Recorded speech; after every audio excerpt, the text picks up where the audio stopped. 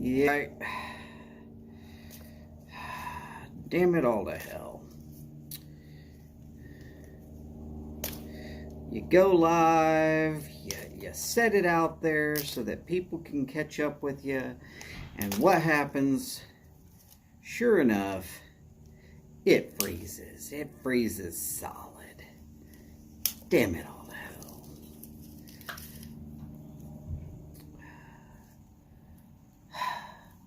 But I'm back from outer space. Back again. Howdy, Cedric. Great to see you, sir. Ah, goodness gracious me. That was the app deciding to freeze. That was not the internet connection. Howdy, recover and know it all. Definitely was the app. If it wasn't the app, then it was YouTube fighting with the app. Could have been either one. Yeah, so what? Stomp it out, put the fire out, start again, get it rolling.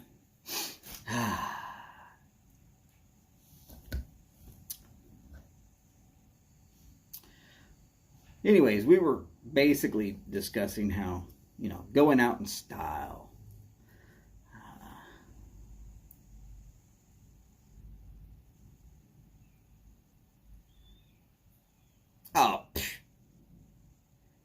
If they don't like anti-patriots, they got to cancel the Raiders entirely.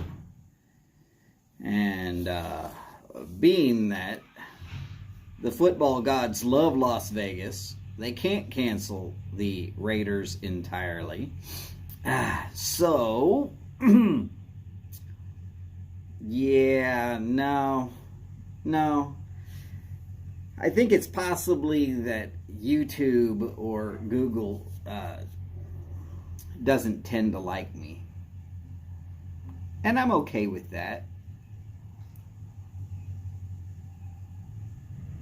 I'm not worried about YouTube or Google liking me.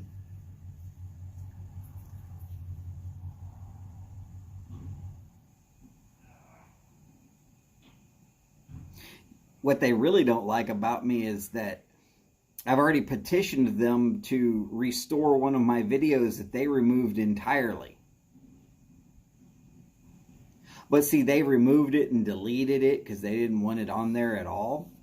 Unfortunately for them, what I said in my video that got me removed from that, or that got that particular video removed,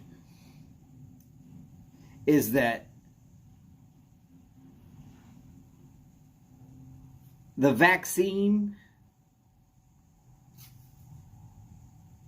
has not been proven to actually work.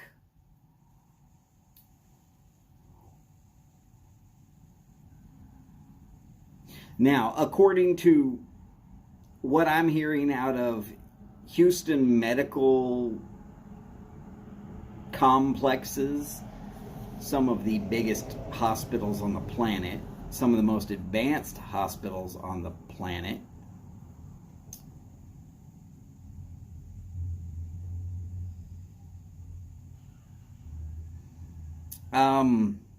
Recovering Know-It-All, I actually do have some information on that. I'll get to that here in just a second.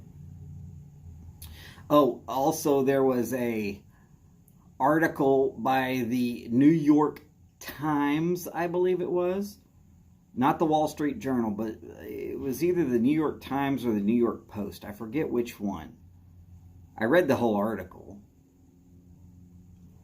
because I thought it was completely freaking hilarious. Howdy, Jeff. Great to see you, sir. Also, howdy, Steve, and howdy, Paul. Making sure I say howdy again, even though my first attempt at going live got rejected. Anyways, I read an article from New York that said that 50% of the people who were in the ER for COVID-related anything And this is just recently, okay? This is not more than like 5 or 6 days ago. Howdy, Everett. Great to see you, sir. So 5 or 6 days ago, New York Times or Post put it out there. 50% of their people who are in the hospital, in the ER, for COVID-related symptoms are fully vaccinated.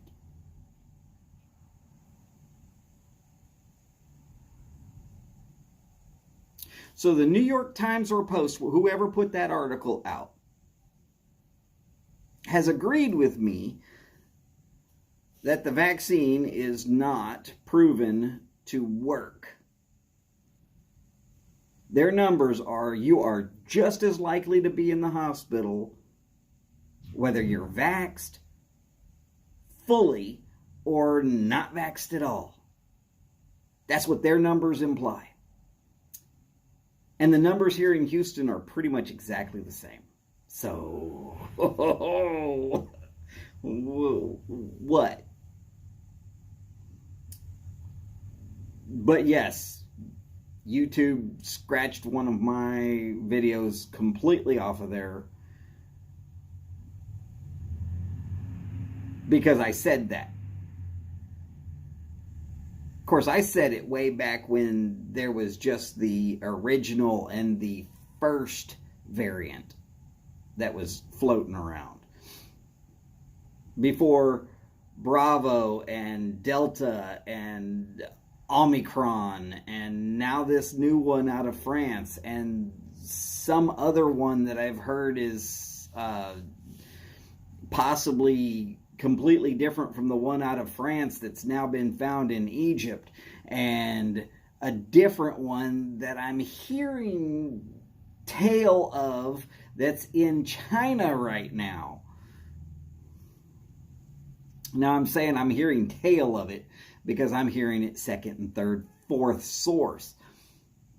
So am I going to sit there and try and verify that that one's true? No, but I'm hearing some funny crap. And I'm hearing that the one in Egypt, but that one might be just a reconstruction of the one that has already been found in France that is just a bunch of numbers and letters. They don't actually have a cutesy little name like Omicron or whatever it is. And it was like someone threw some letters and numbers at a blackboard, and the ones that stuck is what they named it, with a couple of dashes in there. You can look it up. The one in France has actually been documented. See it if you want to see it. Yeah, see, so look, mother-in-law and her hubby fully vaxxed, twice jabbed and boosted, still got it.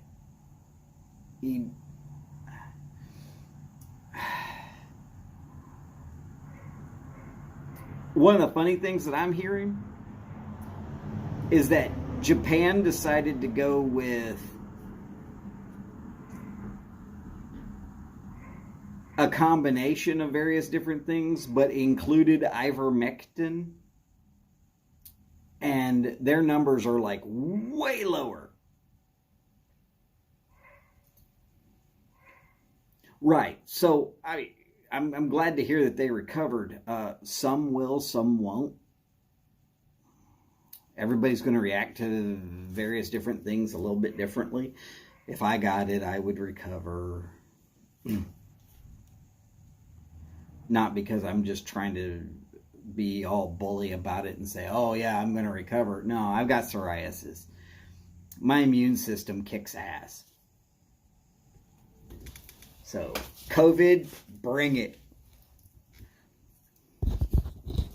Oh, and it's quite possible that I had the first version of it way before the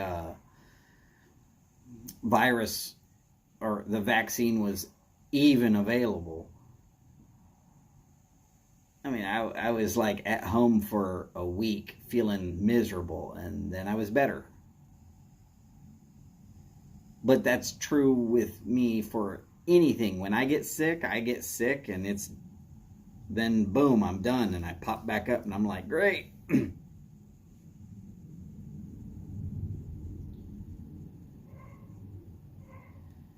Okay, so UK is saying 10 weeks only. Israel's on the 4th jab. Never ending boosters, and then we'll be done. If the vaccine worked, it would work.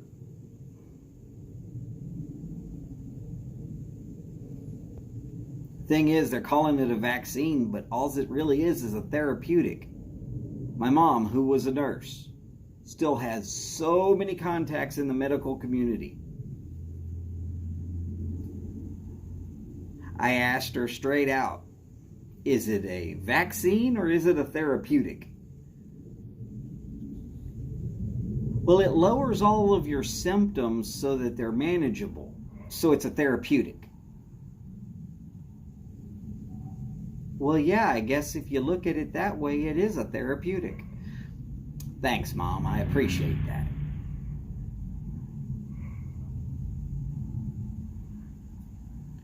Paul, the problem is they're making a vaccine that'll deal with all variants, but they don't know all the new variants that will be out by the time they actually finish making that particular vaccine. Now, I've also heard that there's a whole bunch of people that have actually died from taking this vaccine. And funny enough, I'm hearing a whole lot of people are having kidney failure from taking the vaccines. Now, am I able to prove that? No, but that's what I'm hearing. Are there any doctors who are actually putting their name and stamp on that? No, but they are telling their patients this might be about from the vaccine. I've got 2 good friends right now that are fucked up on kidney this, that, and the other. One of them, they caught it early, and it only became like a stage 1 kidney failure. They can treat it quite easily with a modified diet and 1 round of medication, and it should straighten itself out. The other one went from healthy, very healthy, to stage 4 kidney failure, and he's now on the donor list. If they can find a donor.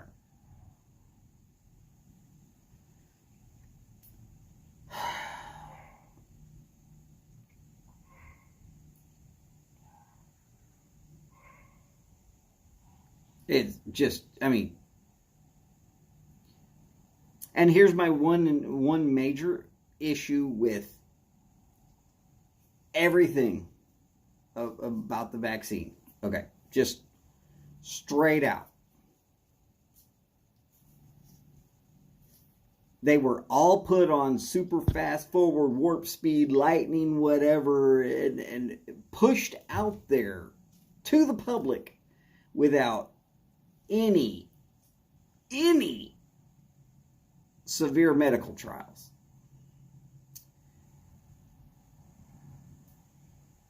Now I'm going to look at you and I'm going to say, y'all remember when there were a lot of people that were suffering from advanced heartburn or acid reflux or whatever, and they came out with like 14 different medications all at the same time, basically, that all could deal one way, shape, or form with some sort of acid reflux.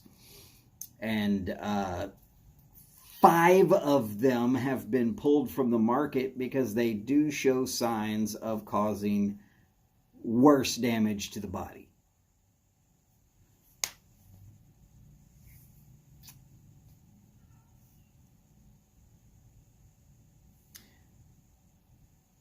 And those things went through a lot of medical trials before they were approved.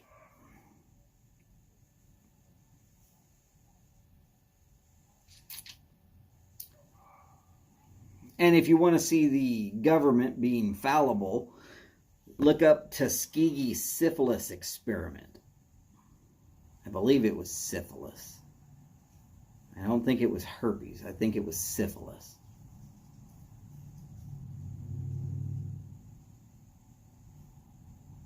Yeah.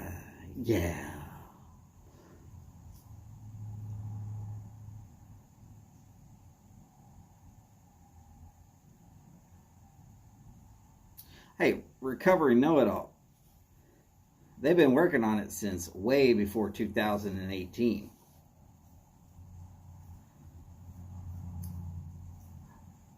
It is related, the COVID, I mean, if you look up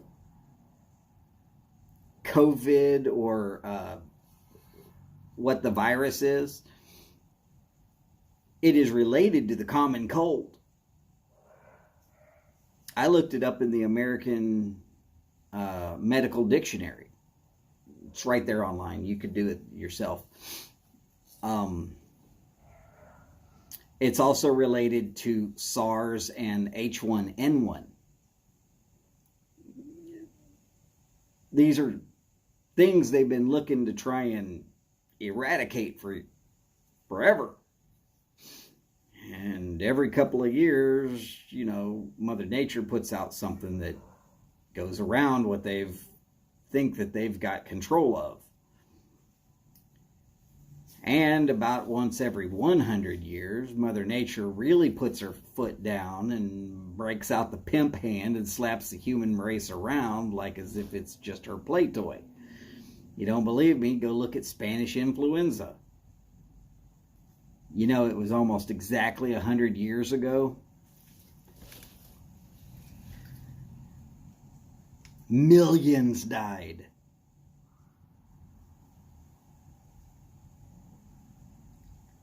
They're still talking hundreds of thousands on COVID. And who's mostly susceptible? This is what gets me. Who's mostly susceptible to the COVID virus? Elderly? That's who's mostly susceptible. Okay. With that in mind, who controls your government? Every government out there. Not just the one here in America. Every government out there. Oh, that's right. The old people.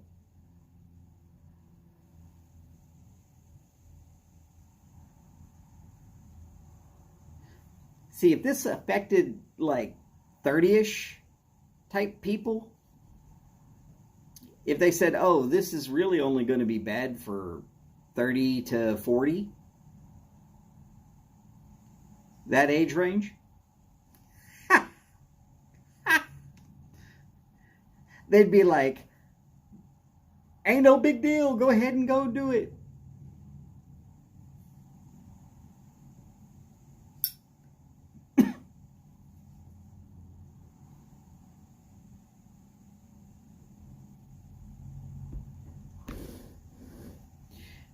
Yes, James, you're correct. The common cold is in the same corona family.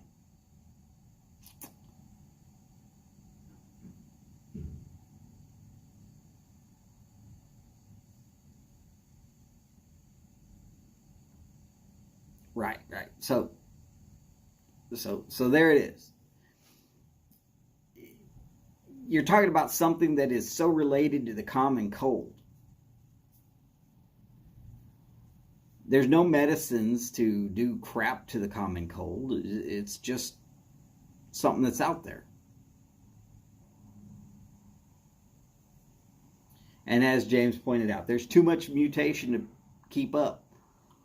By the time that they get ready to go after whatever's out here right now, they're already 18 mutations behind.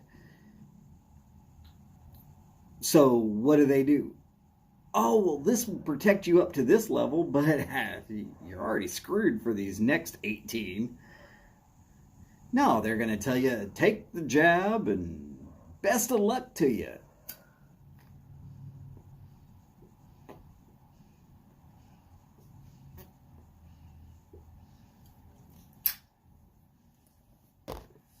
Now, who benefits from all the population of the world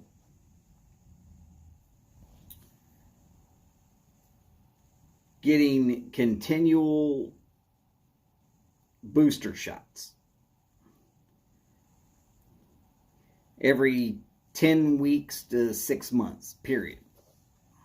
Who benefits? Big Pharma. We can all say, right? Big Pharma?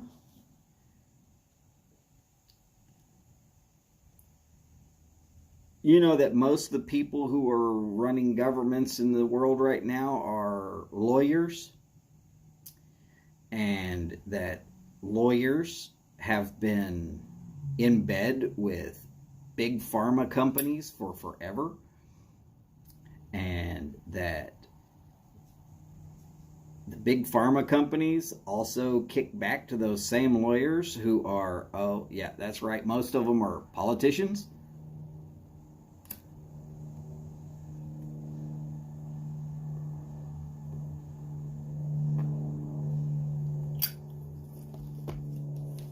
Hey, you don't have to believe me.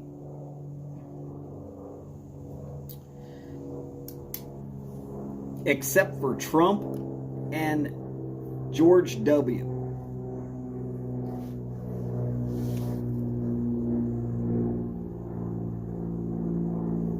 You got to go a long way to find a person who was president that was not a lawyer.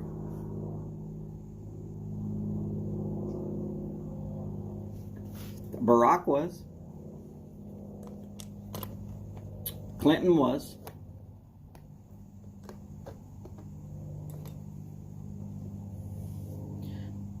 Everett, let's go, let's just stop all the COVID bullshit. And here I go. Let me go ahead and make my one statement about the virus and the vaccine.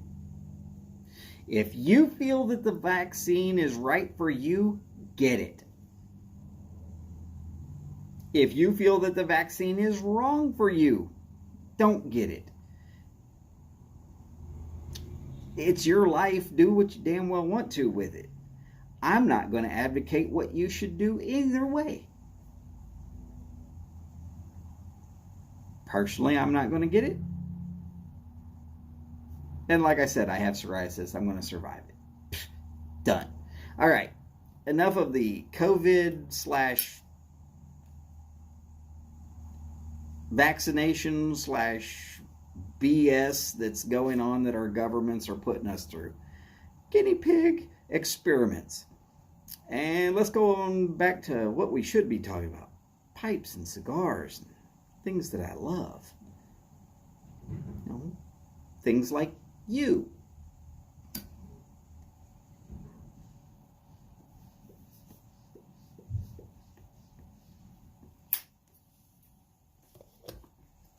And that, my friends, is a 7-Elling. Let me make sure I'm holding it up the right direction. Here we go. That is a 7-Elling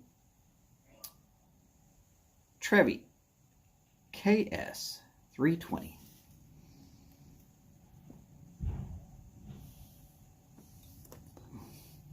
Cedric, Groovy Blue is a cigar that'll get you banned from most cigar lounges.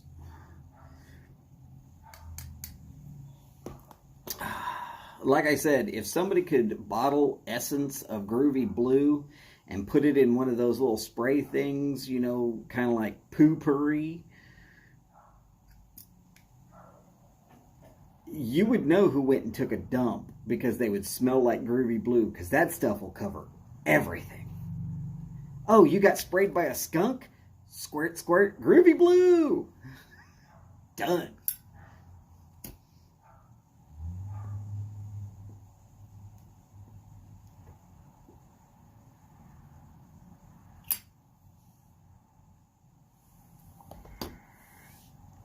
Still haven't tried a Groovy Blue yet? Like I said, call yourself lucky.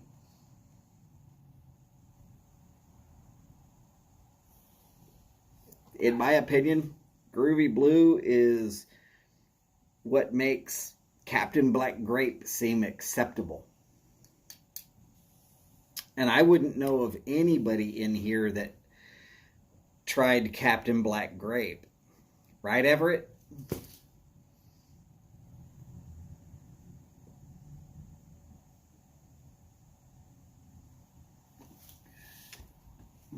Dingus, I can understand that.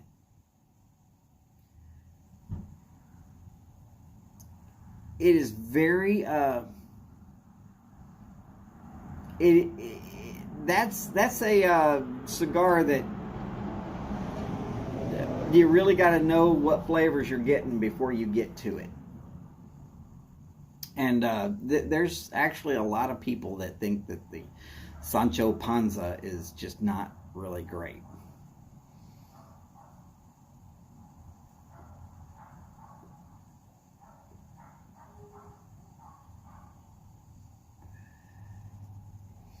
Well, Steve, the full-on Native American flute, the sound of it, it just grabs me by the heartstrings. And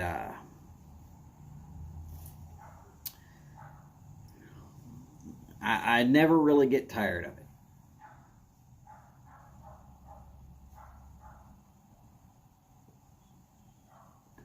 Cedric, I'm telling you, go into the worst truck stop ever and light up a Groovy Blue and nobody will know.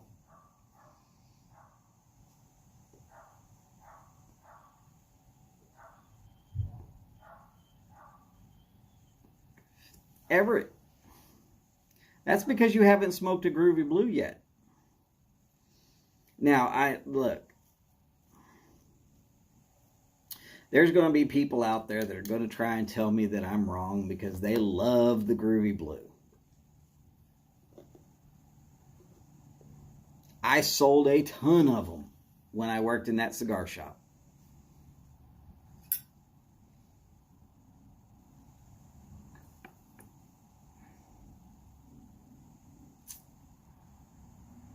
It is the only cigar that I ever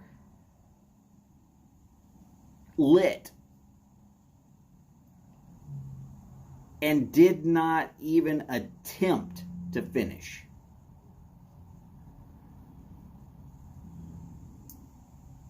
If I'm going to sell that many of them, I better know what the hell I'm talking about. I smoked it about 6 puffs outdoors, and every drag brought up a wad of spit, and it was just drag, spit, drag, spit. It was almost like drinking a bottle of perfume. I just, not for me. There's a lot of people out there that love them. And you're welcome to try. But there's also a lot of cigar lounges I've been to that will not sell them, or if they do sell them, they require you to leave with your purchase.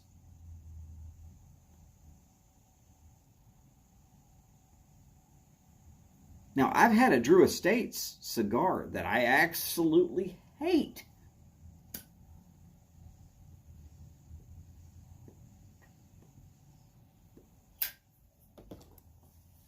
But I finished it. And it was called a Van Reef.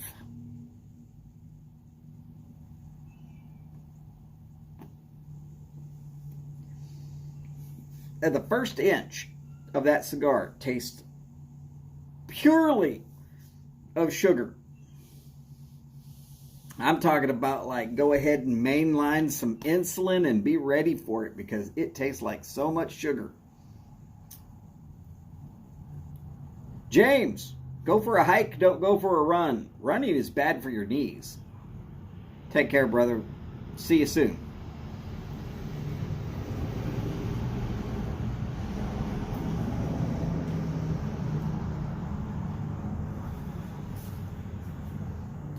Now,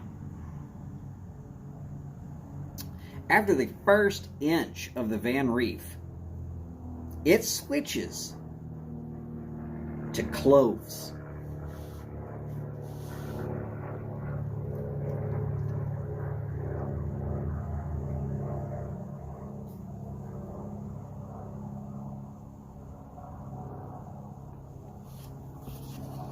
And so much cloves that I literally was thinking about cutting my tongue off just to get the taste out of my mouth. Oh, God, could not handle it. I finished the cigar, though. I was hoping that it would go somewhere maybe a little bit later and it would go from A back to B, back to C, somewhere else other than cloves. But no, first inch was sugar and the rest of it was cloves.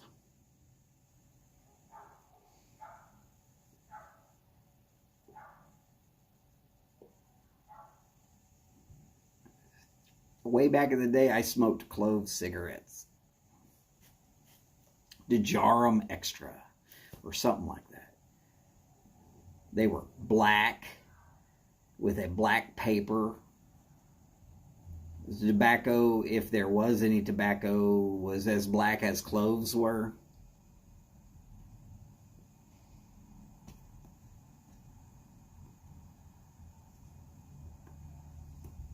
For 15-ish minutes while you're smoking a cloves cigarette, not too bad.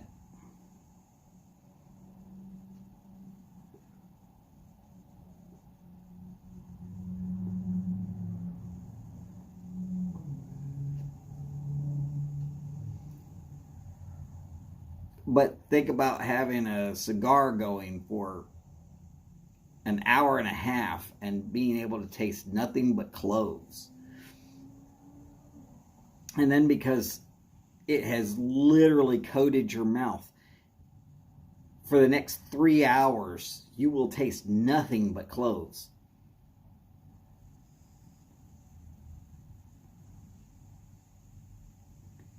You can brush your teeth,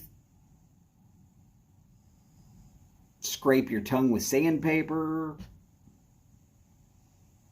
You could probably lick a dead skunk's ass and still not taste anything but cloves.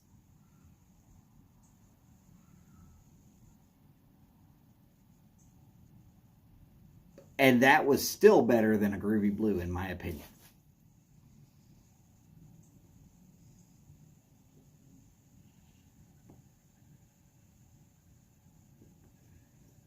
But people love those damn Groovy Blues. I don't think there was enough alcohol at the Budweiser plant for me to drink enough to ever erase it enough that I'd have been okay.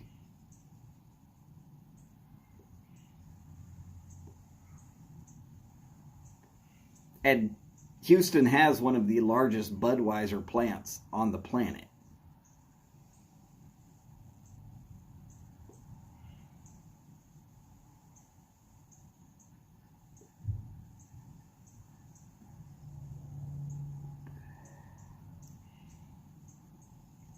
It's on the south side of I-10, right near 610, on the east side, in case you just have to know where it's at. And I've been all the way through the damn place. It's huge.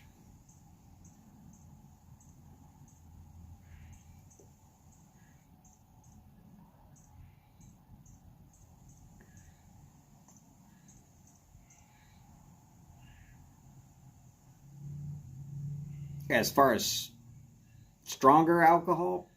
I don't think there's enough alcohol in 2 bottles of Everclear to erase the Van Reef. And nothing kills the Groovy Blue.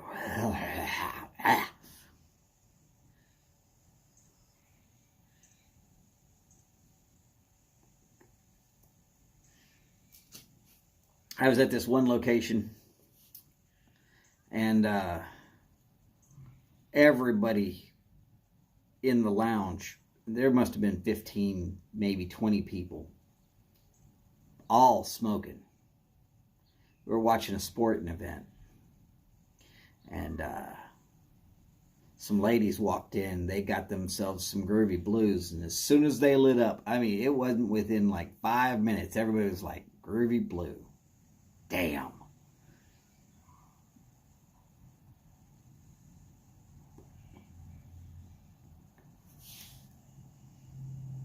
$15 to $20 other cigars going. Everybody knew somebody was smoking a Groovy Blue in that building.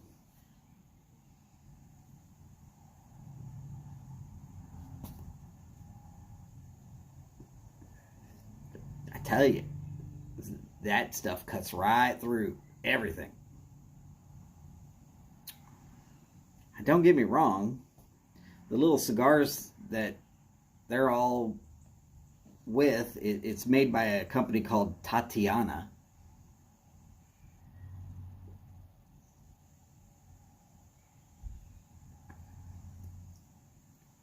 I guess that's from the Miami Cigar Company or something like that.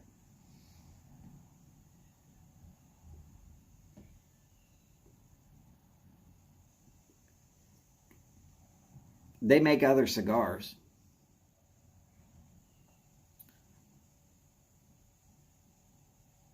It's not the only thing they make.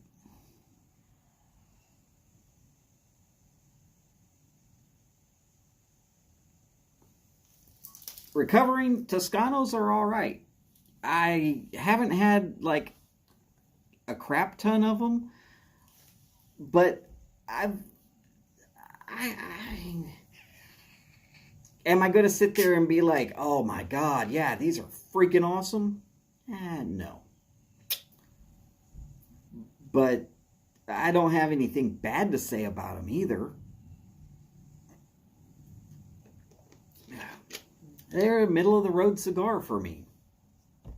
Just, I mean, it's a cigar. If you like cigars, you're not going to be like, yeah, it sucked. If you don't like cigars at all, you're going to be pretty much, oh, it sucked. Cedric, if I had to tell somebody that they had to smoke a Tatiana, the plain vanilla ones are not horrible.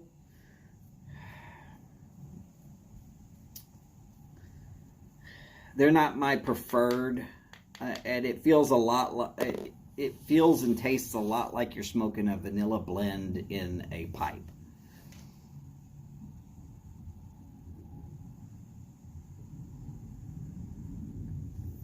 There's one or two versions that they make that are bourbon or bourbon-esque.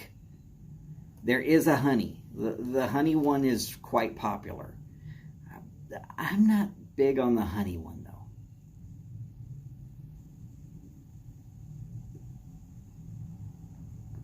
There's a cherry one that's fairly all right.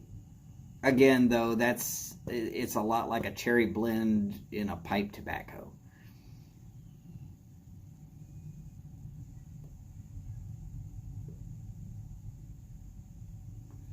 And the only reason I knew about the vanilla ones, it's because right up the road, there's a Hooters, not but maybe 5 miles from where I live. And when the UFC events come on, I can spend $65 with no food, no alcohol, here at the house, to watch a UFC event if the internet doesn't kick out.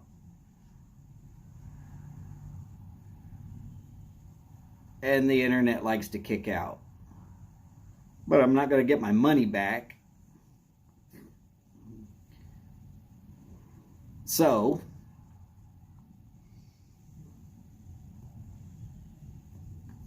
or I used to be able to go up to Hooters and spend about $65, me and the wife. That's food and drink. And to keep me from drinking too much, I would have a couple of cigars. The problem is, they didn't want me to smoke cigars inside the building.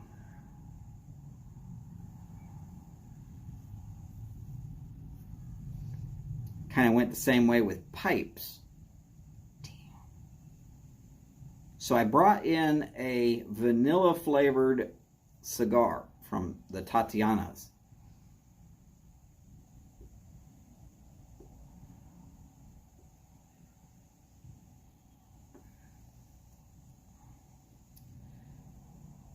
And everybody said it smelled exactly like the spray tan booths, so it was acceptable. So I was allowed to smoke my little vanilla cigars. Now, I couldn't just light one and then right away, as soon as that one was out, light another one. I had to give it a couple of matches before I could light the next one. But that meant that if I worked it right, I could watch the prelims while smoking, a couple of the mid-level fights while not smoking, and then the main event while smoking. And really, it's the end of the night where I'm trying to not drink too much anymore. So one handful of a cigar keeps you from drinking. Kept me sober enough that I wasn't getting pulled over on the way home.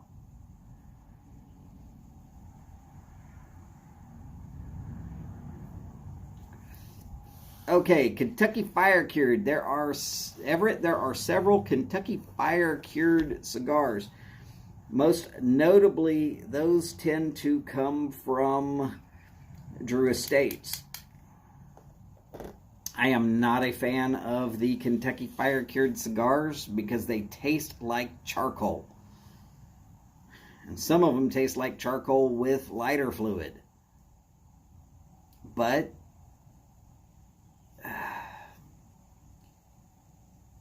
if you like them, go for it. Now, as far as a Candela wrapper, Candela means green as far as cigars go. That's not actually what it means. Verde would be green. But as far as cigars go, Candela just means unaged. So it's going to have a green color. There is something in tobacco, if it is not aged, that gives me a migraine. So I do not smoke very many Candelas at all, because I don't want the splitting headache.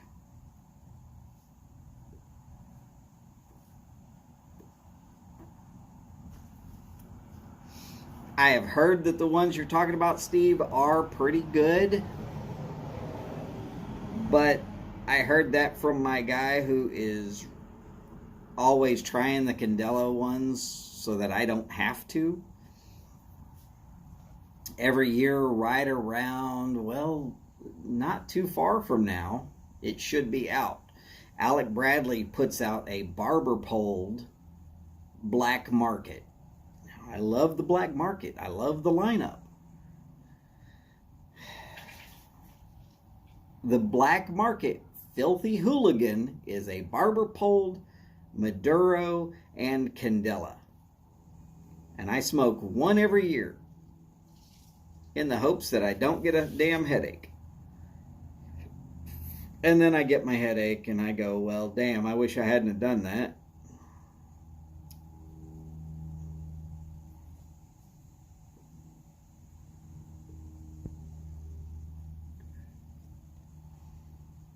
Oh, just in case, if anybody's looking to try and get a Savinelli Trevi 320 KS, I got this one from the Pipe Nook. And I'm going to tell you, some people only think that they are really, really wrapping things up to take care of them. Oh no, not Eddie Gray. Eddie Gray doesn't just wrap things up and think he's going to take care of them. Eddie Gray wraps it up and knows it's taken care of. Nothing's moving. Nothing's going to go bump in the middle of the night. No dents, dings, nothing.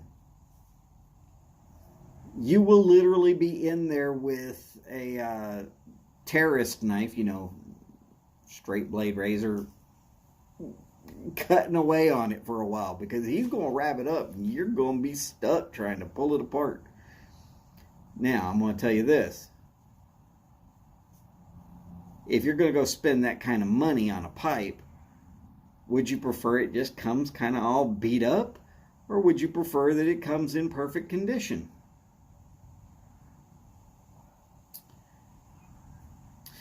Paul will be right back. He'll get it. Yes, I think he will.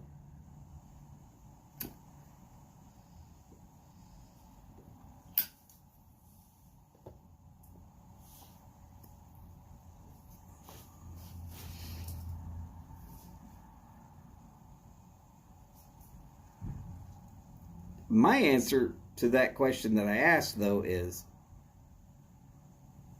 I want my stuff to come in perfect, ideal, pristine condition. So when I saw how Eddie Gray wraps up his stuff that you order from his location at thepipenook.com,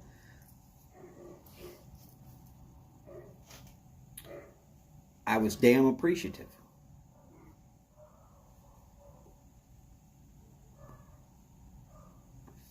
Steve, I'm telling you. Steve's not lying about it.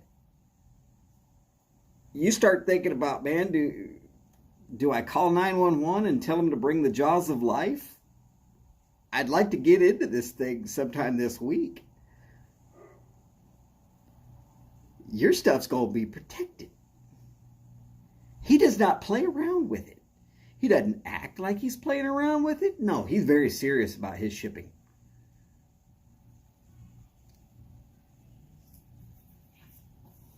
I was lucky enough that he was running a special through the Briar Report, that if you went through the Briar Report and you used their link to get there, he'd knock 10% off of the price. So this was a damn good price.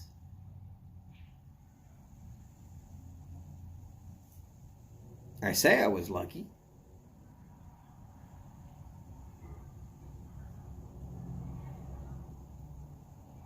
Maybe it's just that I was smart and knew what I was looking for. And then when the Briar Report said, hey, we're running a special for all of our constant readers. Click. Hello.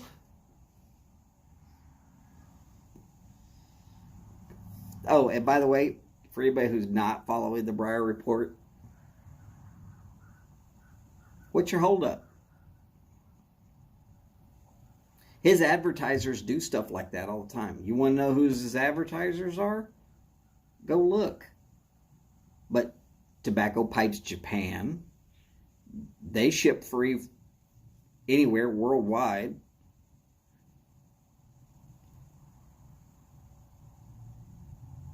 There's looks like Mike LWE or LEW or something like that. Pipes. I haven't spent much time on his site, but his stuff looks pretty good. Then there's a guy that you might have heard of named Briar Blues. And like I said, there's Eddie at the Pipe Nook.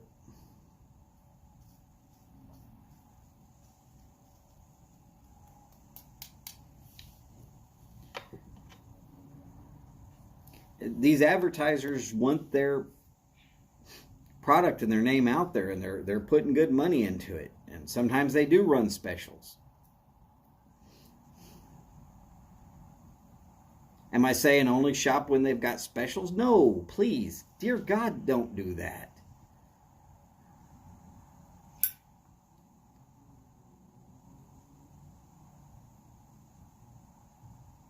But there's a whole lot of ways to get to those places where you might be wanting to purchase a pipe or some tobacco or something, and you might be able to find it on the Briar Blues, well, either the magazine or .com.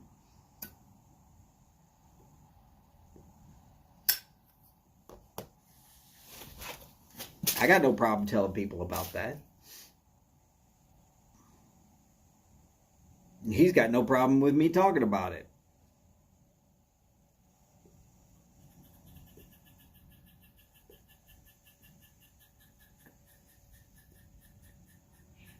Oh, and in case you want to go listen to something kind of crazy interesting, if you can find the link to,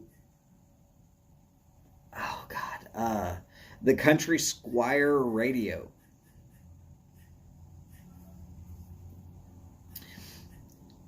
If you find that Briar Report, yes, Briar Report, but Briar Blues advertises on the Briar Report.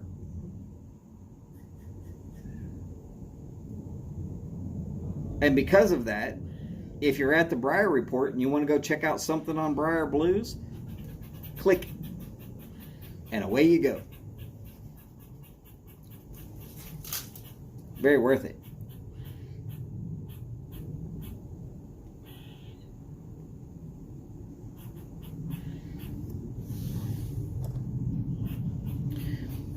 And then, as I was saying, the Country Squire Radio podcast, the episode where they came out and said that Briar Report was the #1 pipe-related publication for the year. 3rd year in a row.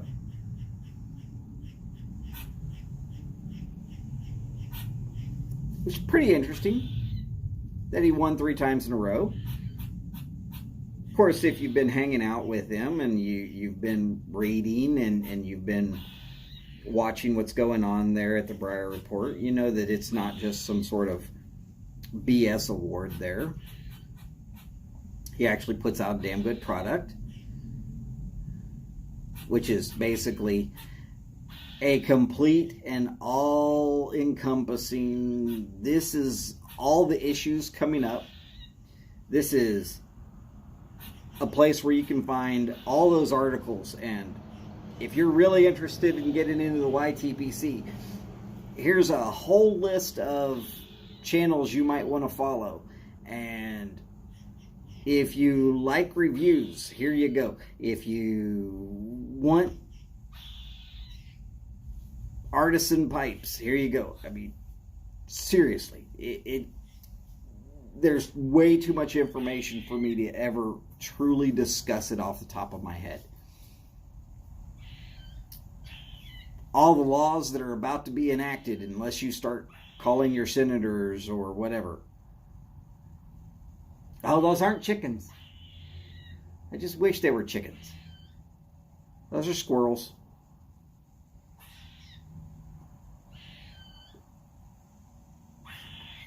Those squirrels are because there's 2 cats, mine, that are out here kind of prowling around. And every time one of my cats is out here, they start barking and chattering and trying to make up a ruckus. Letting every squirrel in the neighborhood know, don't come over here, we got cats.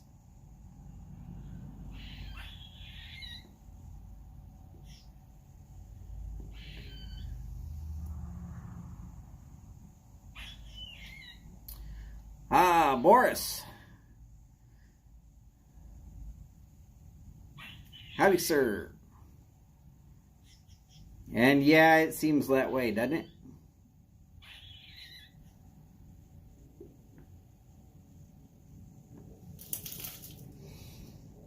But,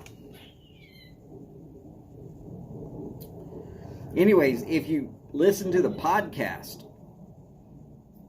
that has the Country Squire radio podcast, where they announced that Briar Report is the #1 publication again. And then right after it, they read a small section of a poem that somebody mostly plagiarized and then reworded and reworked. I'm not going to tell you what that poem was. But there's been 2 or 3 things that I've worked on that has ended up on the Briar Report. He doesn't have to put my stuff up there. He doesn't. Howdy, Sharon. Great to see you, ma'am. Now, I will be honest about this. I put something together and I'm like, maybe Phil wants to use it to fill in some spots or whatever. And I send it to him and just let him know, if you feel like putting this in there. Funny thing is, still to this day, he's never said no. He's like, sure, I'll go ahead and use it. Boom, away it goes. You know those cigars I was giving away?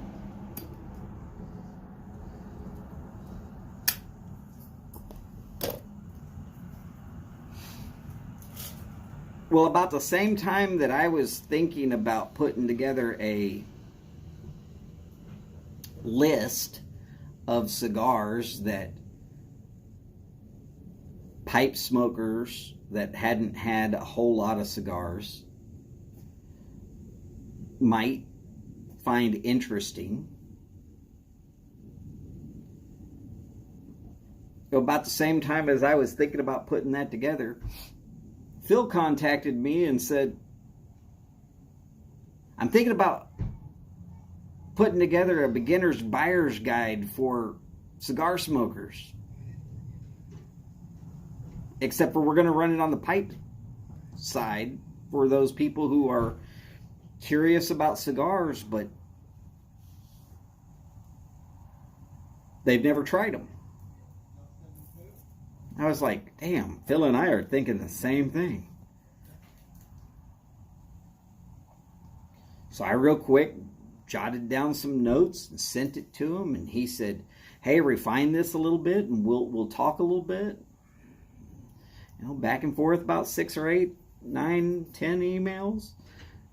And suddenly it was in the works, and he sent me a set of cigars to smoke and kept a set there at his location to give away.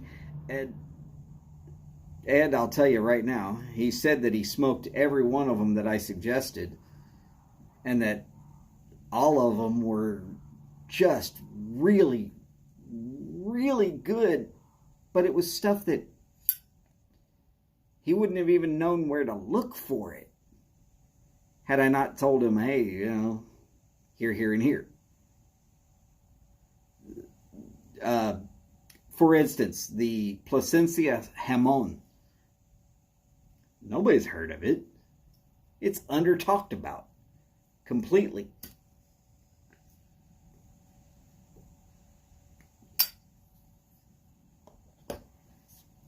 Another completely untalked about one, the Monte Cristo Afrique. Though some people say it's Afrique.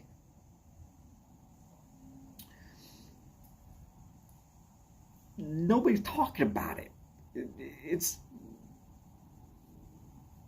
like a third-rate cousin that still has a Monte Cristo logo on it. Except for it's a top-notch cigar.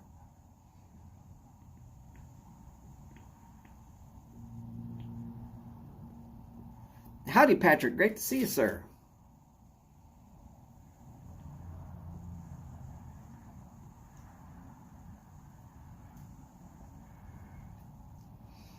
Steve, you know that Monte Cristo that you got, the 1835 anniversary, #2 cigar this year.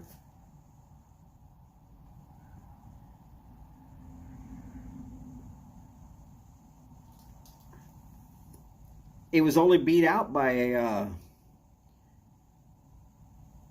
1964 Padron Torpedo in the natural wrapper,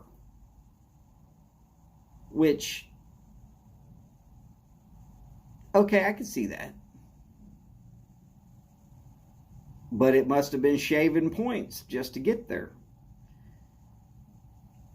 And by me saying shaving points, I'm talking about like 1/1000th of a point difference in which one you're going to like better. Now, expensive, some of them, yes, absolutely. But I tried to break down every category into budget-friendly, middle of the road, and crap, this one's going to cost you.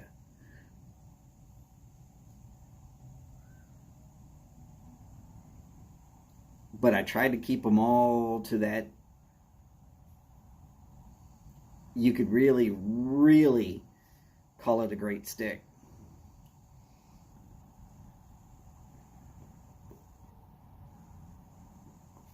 Everett, I'm fairly certain he appreciated that.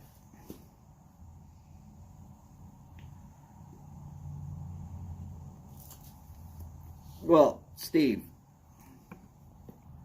I will say that most every cigar that I'm ever going to really say is to my palate and that it's going to be a damn good cigar, pretty much all of them you can just go ahead and say, oh, with a little sip or two of bourbon would not hurt.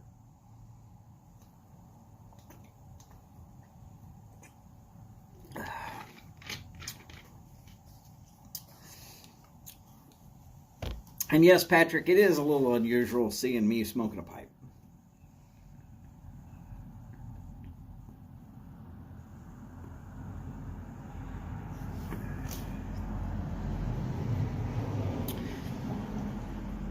I do smoke a pipe. I actually smoke pipes quite more often than I smoke cigars, at least nowadays.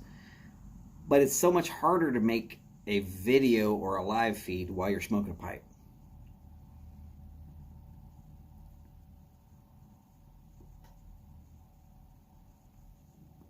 At least for me. Part of that is because trying to keep it going. With a cigar, you just kind of roll the ash off into the can and you're good.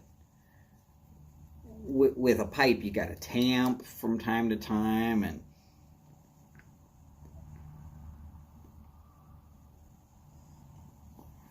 you still have to keep puffing on it from time to time. With a cigar, as soon as you stop seeing smoke, you give it 3 good huffs and it's good.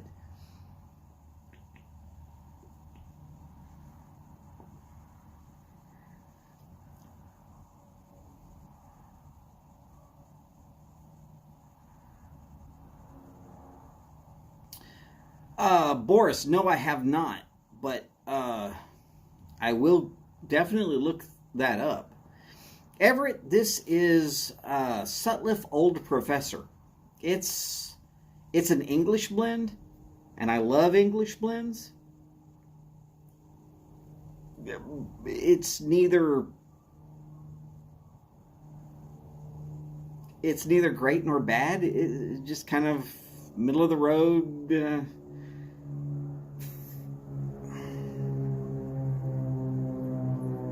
But it's not advertised very much, so maybe that's it.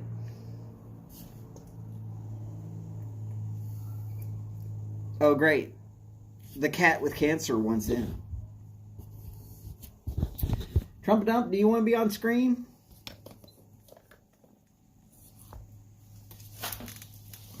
I'm gonna pick you up. I'm gonna make you mad at me. There you go. There you go. Oh, look at this big, huge baby up here.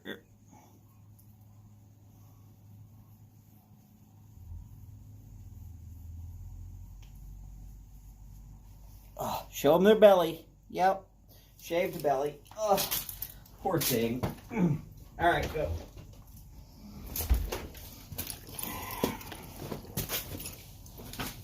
I'm going to pay for that later.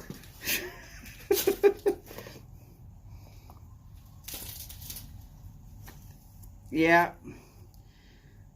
He is. He's gorgeous cat. I can't believe somebody threw him out here in the Houston area. Long-haired cat like that, that's cold-blooded. If the heat didn't kill him. Yes, that is definitely Trump.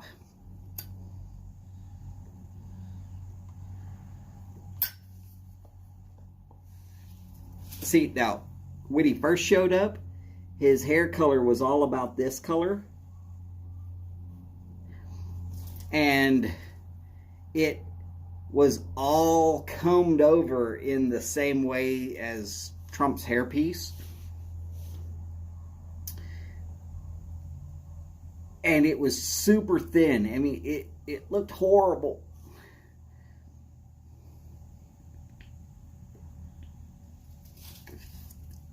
And, I mean, he was kind of a lovable cat, but I was like, man, he looks like Trump's hairpiece.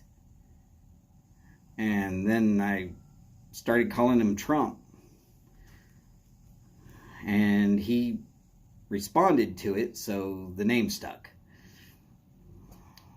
And now with better diet and nutrition and all of that, plus I've had him shaved and it came in much darker. Yes, he's a Himalayan. And yes, he does kind of look like the what's called a Maine Coon, also known as the Ragdoll breed, but he's not quite big enough to be a Maine Coon.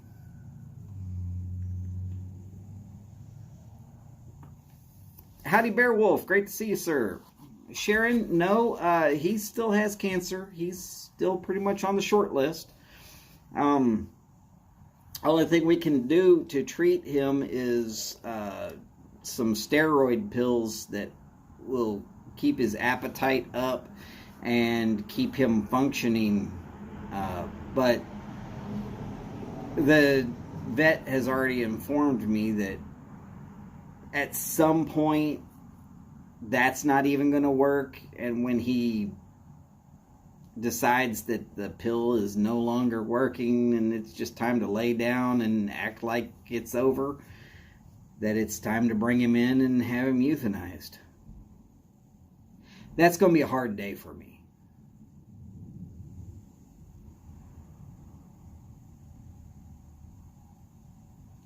I'll live, but it's still going to be a hard day for me.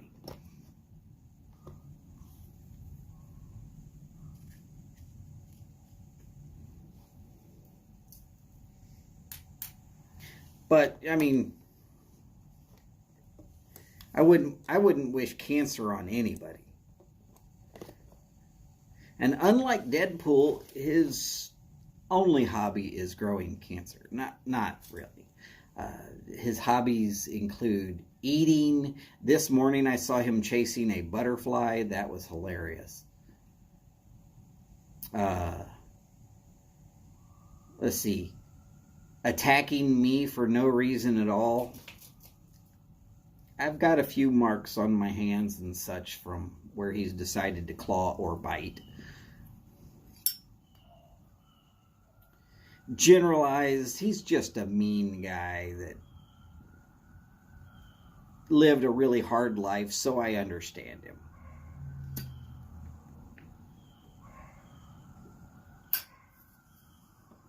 Oh, Sharon, I'm very sorry to hear that.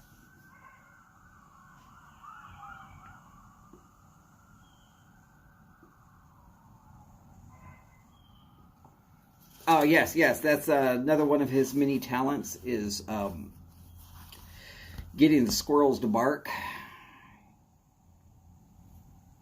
and rolling in dirt. He loves to find dirt and roll around in it. And with his long hair, that means he's dragging dirt into the house, left, right, and sideways. I gotta threaten to vacuum him every once in a while. No, I have to brush him every day, no matter what.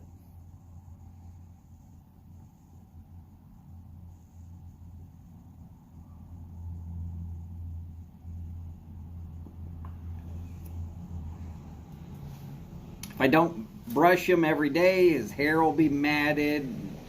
Then I'll have to take him back to the vet to have them shave him again. And if he makes it to May, I'm going to have him shaved again, whether he lives long enough to get his coat back or not.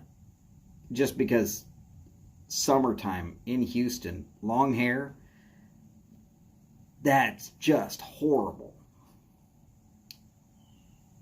Sharon, yes, I actually do. My little dot for my YouTube channel shows me walking with him. No leash required.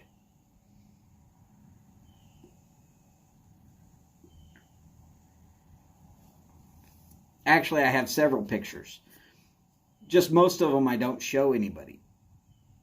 Like all the pictures of him sleeping belly up. Sometimes with his arms stretched this way. Sometimes with his arms stretched this way. Sometimes with them stretched straight up. Sometimes with them stretched straight down. He's a little goofy about how he sleeps.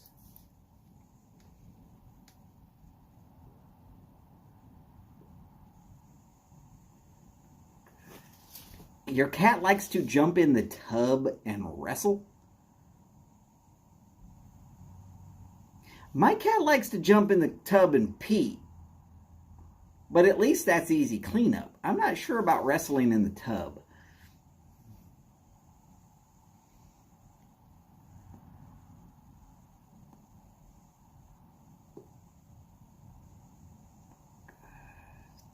Steve, I think I remember you having a hard time back a while back, yeah.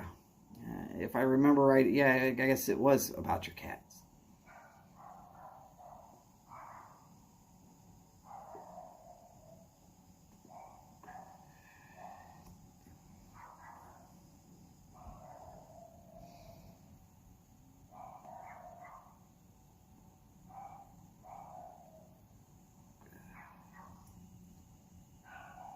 Oh, the tub is empty. Okay.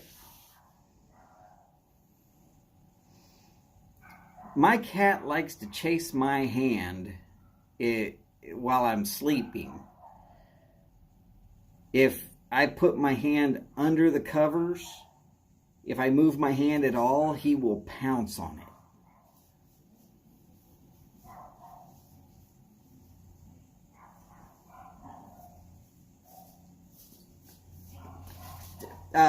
Well, I don't have a dog barking, but across the street and 2 houses over does have a dog that's barking right now.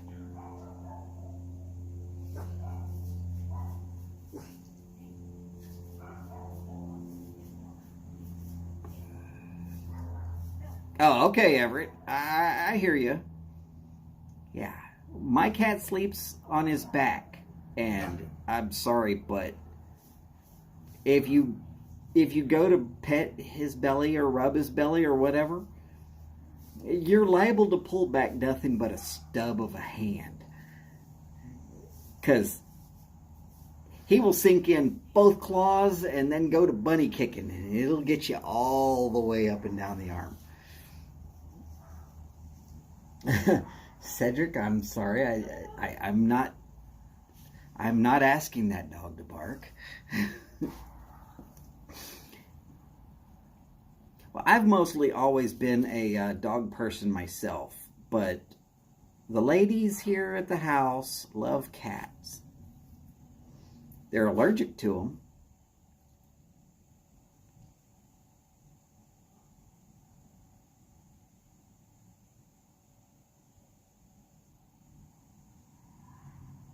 They're always complaining. Oh, cats, I can't do it. You're going to have to do it, Donald. But it is that they don't want to clean up after their own animals. Not true. They are actually allergic, but still. If you're allergic to something, don't you try to eliminate it from your life instead of importing another 3, 4, 5?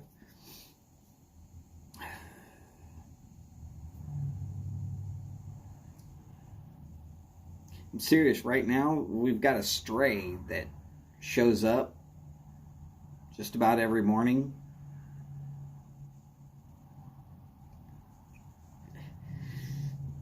Do we have to take in every damn stray that comes along?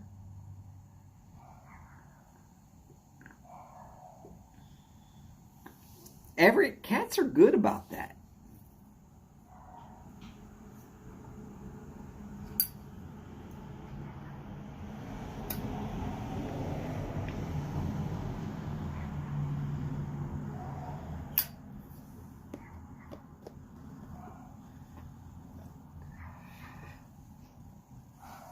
Cedric, that's funny. So obviously, if anybody's been listening to the or reading the Briar Report blog, I come through pretty good on my system. Y'all must be able to hear me pretty well without having to turn up the volume all the way.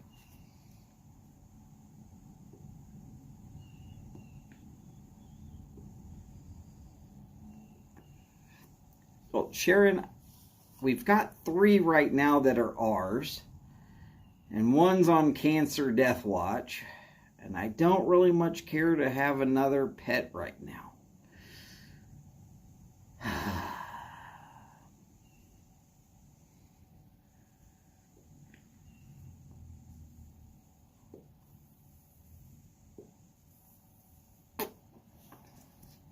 Because stuff like this happens. My mother-in-law will say something like, "Let's go to San Antonio for the weekend." Which means her daughter, which is my wife, and the aunt that lives over here go to San Antonio for the weekend. We'll leave Donald here to deal with the cats.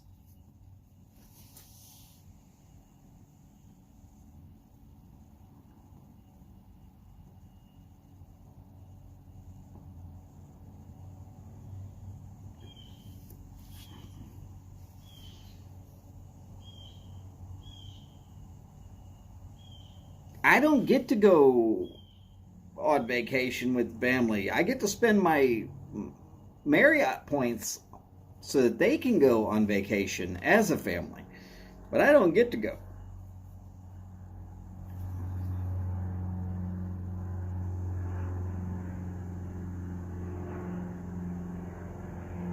So I kind of am looking forward to a zoo-free life at some point.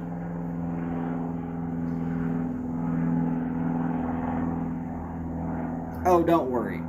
I'm fairly certain that we're going to end up with the one that's now being called Mike or Mikey, because he eats everything. Kind of like the Life commercial cereal here in America. I'm not sure if y'all have had the same commercials, but give it to Mikey. He'll eat it.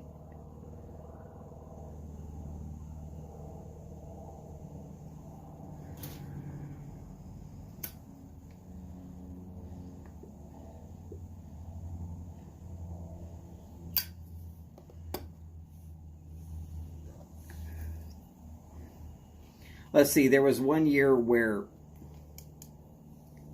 my mother-in-law, my wife, my brother-in-law, his wife, all went up to Michigan for a week. And I was going over to the brother-in-law's house to take care of the fish.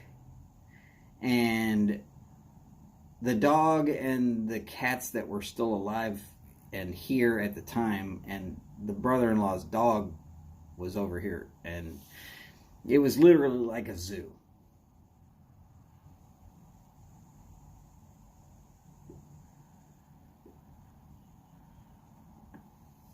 Yeah, Everett, I'm pretty certain that you're correct with that one. At present, though, he's still a male cat. He doesn't know that ownership around here means that you're going to get the little snip snip. Nobody owns me. That's how I know.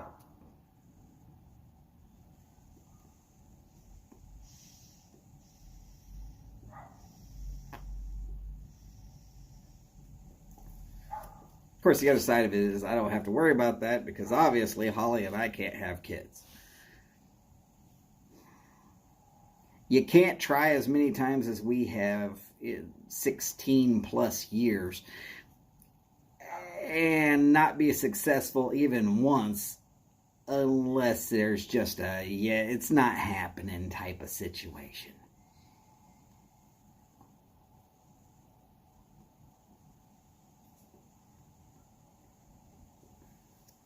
So I get to keep all my parts because either I'm shooting blanks. No, I'm not.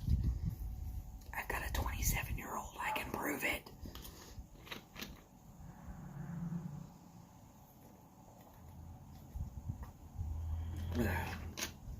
Or a really bad car accident when my wife was 16. Probably that's the case.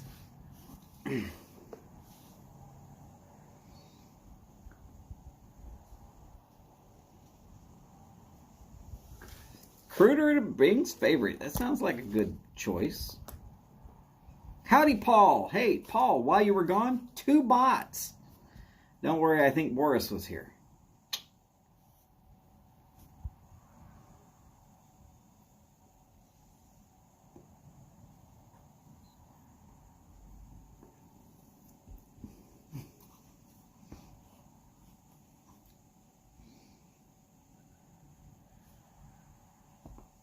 But I know how much you love to be able to just smack a bot. It's Paul's version of whack-a-mole. Tell you what, if YouTube was able to print out tickets that you could later qualify for some prizes for playing whack-a-mole or whack-a-troll or whatever it is, Paul would be pretty well on his way to the Voltron ring.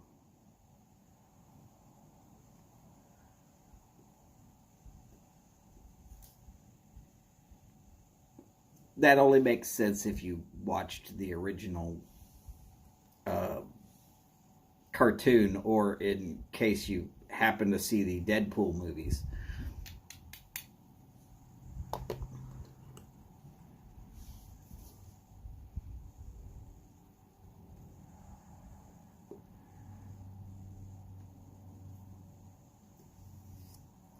I mean, Paul's even got a little bit trigger happy on a few people. Like, who was it? Joe T. Joe T got accidented yesterday.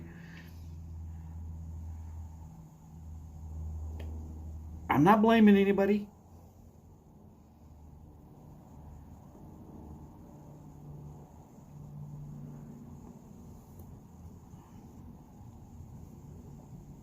And yes, trolls, come on in. Paul's ready for you.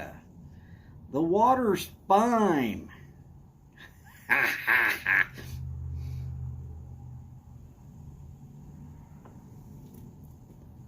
Woo, Everett's going with the Haunted Bookshop in the Peterson 999 Summer Edition. Is that the one with the yellow stem?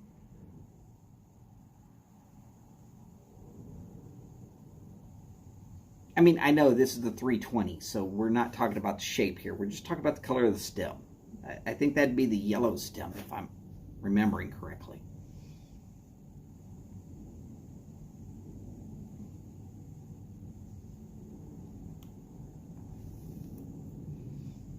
So, speaking of pipes, There are 2 GAWs that I know of going on right now that have a pipe. All right. I wasn't completely off my rocker.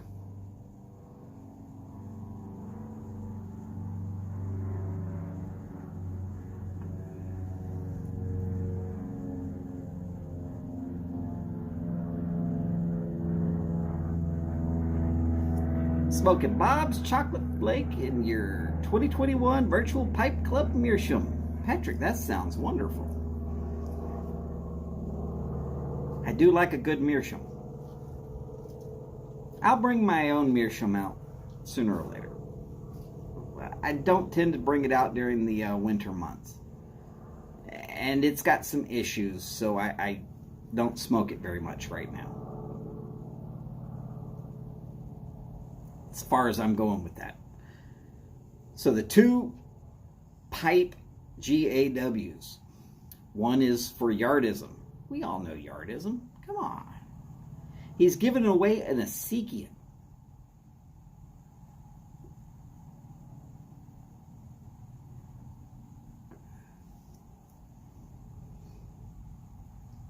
Recovery.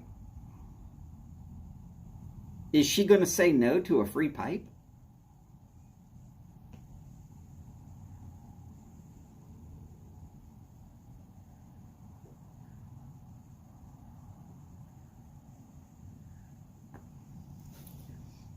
Wait, Boris's post didn't show up on my screen? That's... Boris, say it again, brother.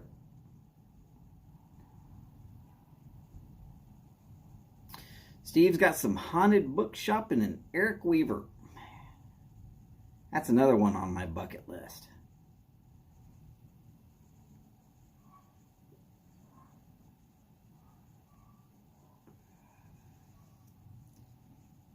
Oh, Everett, that's awesome.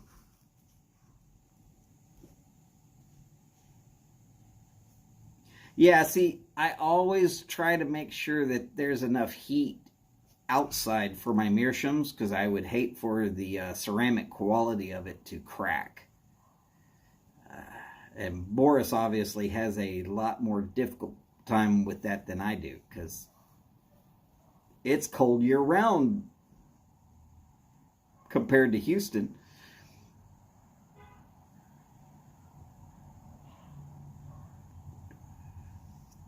Ooh, 5 meerschaum pipes in your collection. Very nice. Okay, so the other pipe that I know that's going on right now, GAW, is Matt Glum Chum Piper.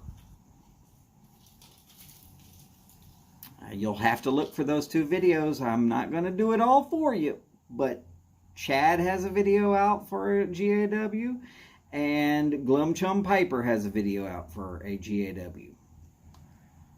Rules and provisions may apply in your area. I apologize if that's the case. And then most likely it's only available to people inside the United States, but I'm not going to verify that. That is up for somebody else to say. But Craig at Hiking Pipes just last night got to the 100.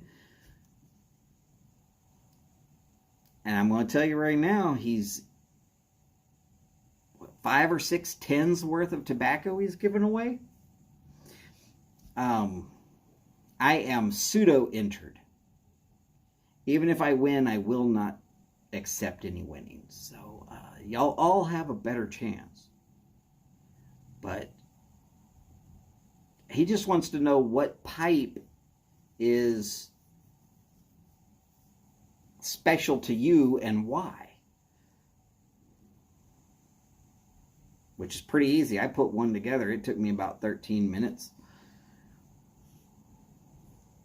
13 minutes and 1 second if I listen to what YouTube said. It's there. It's on my feed.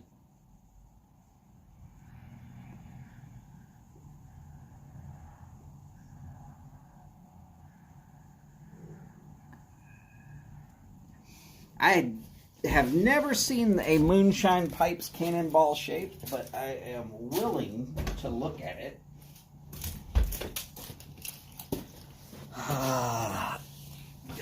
This is Trump's mode of operation. He goes in, goes through the house, stops at the food bowl, eats, then looks up at my wife, who sits by the back door,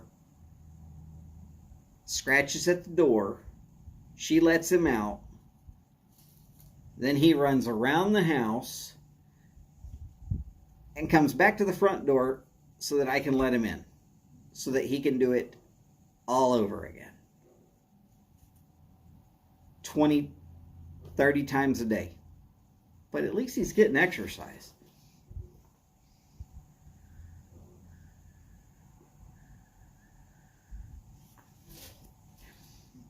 Well, recovering know-it-all, I'm going to say, to the best of my knowledge, if you win the GAW from Chad, it will not be a Devil Ents, but it will be an Ezekian, and a free Ezekian is pretty nice, and everybody I've heard even talking about it, the Ezekian pipes, is like, they're freaking great. They smoke like freight trains. Everything about them is just so precisely great that, well, I'll tell you that there's no such thing as a perfect piece of briar anywhere.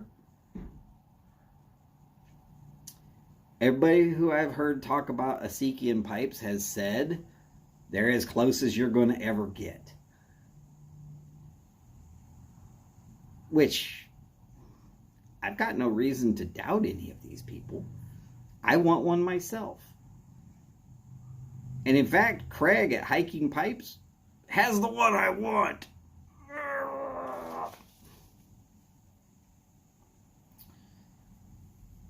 The smooth with the pockets of rustication that to me looks like someone kind of basically chiseled their way through bone and there's brains under there peeking out at you. That's what it looks like to me. You can have any other interpretation of what it looks like to you that you want to. That's what it looks like to me. And I was like, man, that's freaking cool. I want one. I don't have a job. I want one of those too. I gotta wait till COVID's over. If COVID never ends, eventually the world's going to get to the point where it's no longer going to matter about vaccines or any of that other bullshit. Oh, damn, I said we were going to stop talking about that. Sorry.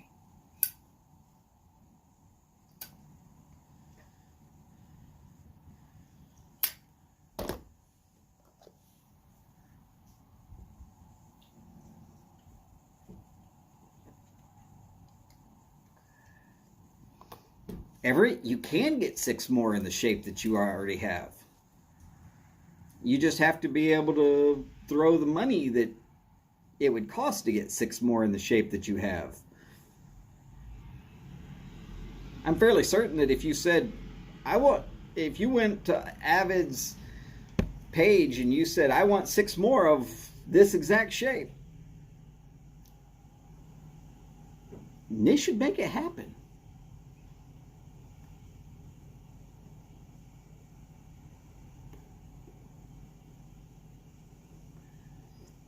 Or at least let you know, well, it's going to take a while.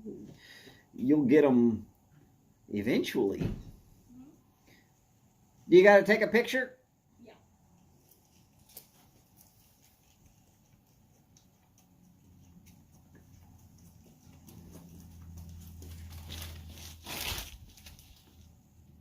Thank you.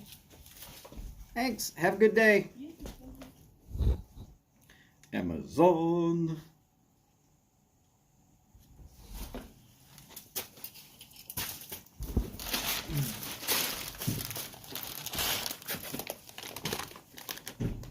Yep, Amazon.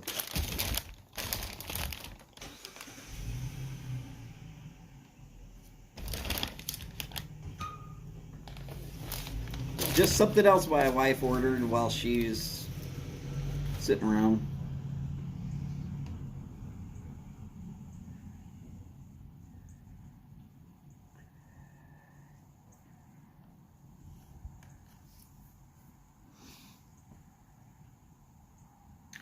Ooh. I guess I am at 20 pipes right now.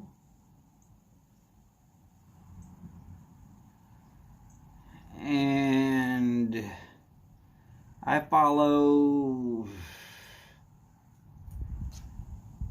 well, I'm at 250 something followers, so I would say I probably follow twice that many, if not more.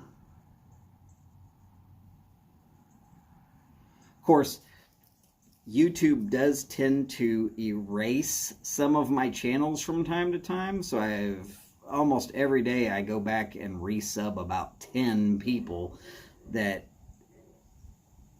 for whatever reason, it's saying that I'm not subbed to them. But it's not the same 10 people. Now look, if I resub somebody and the very next day I'm unsubbed, and the very next day I'm unsubbed, and the very next day I'm unsubbed, after 7 days, I'm like, okay, that person is saying, I don't want you here. Maybe there's a way to have that happen where they don't want me there and they'll unsub me on purpose, and I'll be like, okay.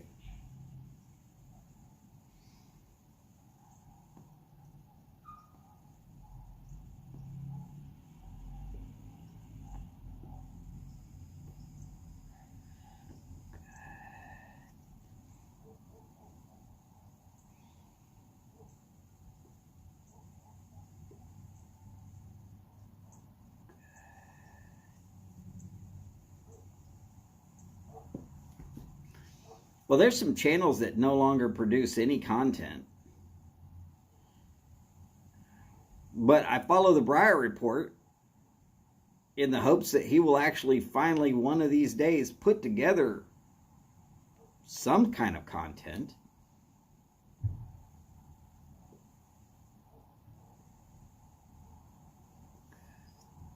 And there's a lot of the new guys that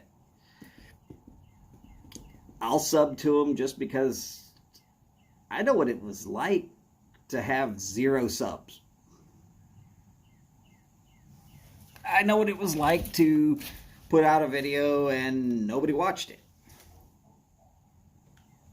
And nobody watched it, and nobody watched it, and nobody watched it, and forever, and nobody watched it. You go to these people's lives, and you just sit there and hang out and didn't understand that I wasn't doing myself any good by not chatting with these people. I was just listening because I didn't know enough about pipes to know what the hell I was talking about. So I sat back and shut up and I listened. Had I actually been talking, I might have had some conversations with some of these people.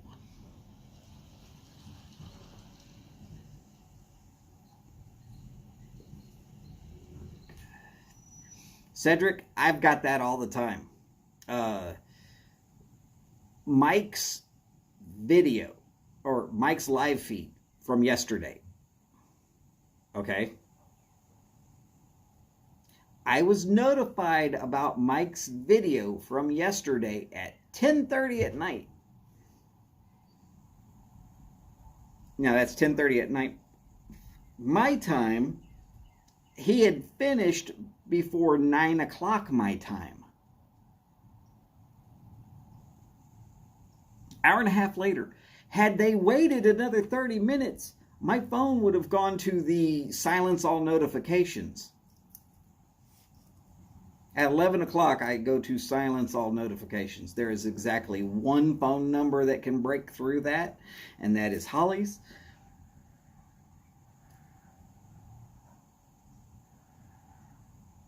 Everett, you got a good channel. For the most part, seriously, I have yet to find many people in the YTPC that I couldn't find something about their channel that I liked. Don't get me wrong, there's a few.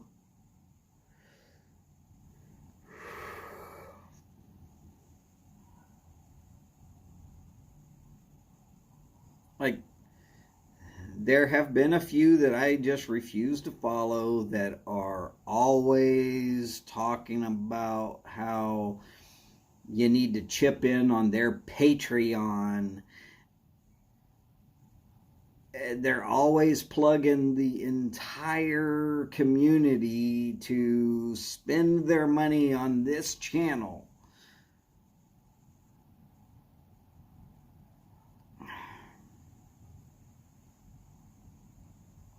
Me, I look at it like this. I enjoy being with y'all. I'm never going to ask for anything from any of y'all.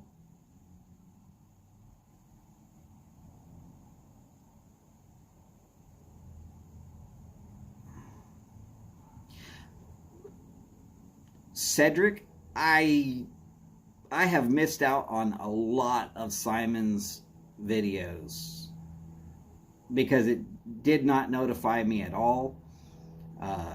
Sometimes I'll be doing stuff around the house and I'll come out to have a quick smoke and boom, there it is. I'm like, this has been going for 2 hours already. Today's Simon's video,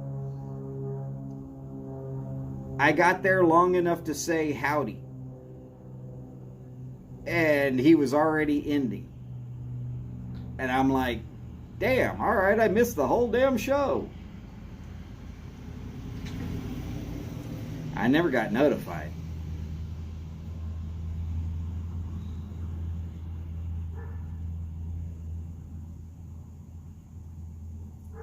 There for a while, I was not getting notified at all about Chad going live. And I was the show directly in front of him.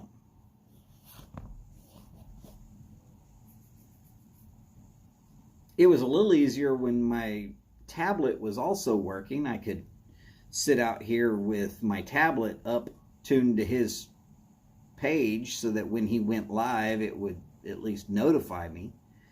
And then my tablet finally bit the dust, but it was over 10 years old. What am I supposed to do? The batteries don't last forever in those damn things. So the battery's fried. Oh well.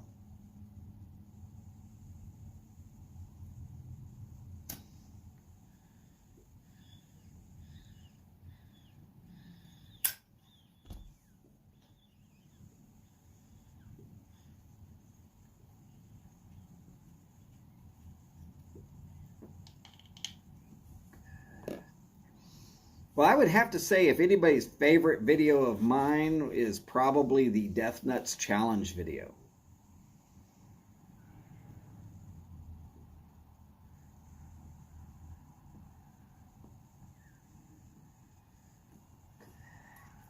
That's not even been a year old yet. Coming up on April 1st.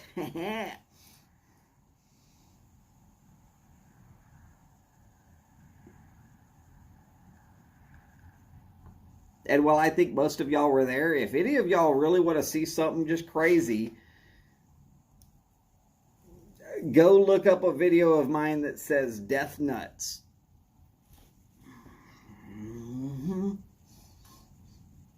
It's in there somewhere. It's just some really spicy peanuts. No big deal.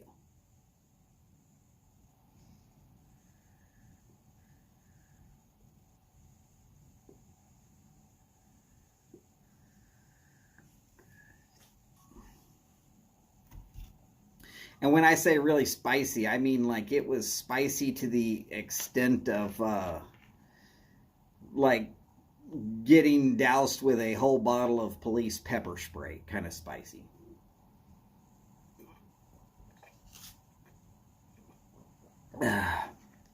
Howdy, Martin. Great to see you, sir. Sharon, are you leaving? If you are, take care, ma'am. It's been great having you over. Come on, Martin. I did turn bright red. I'll admit it.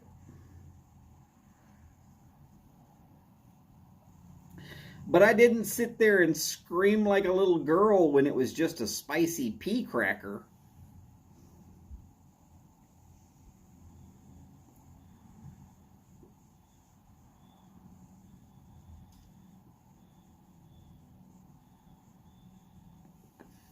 Yes, Martin, I am feeling quite a bit better.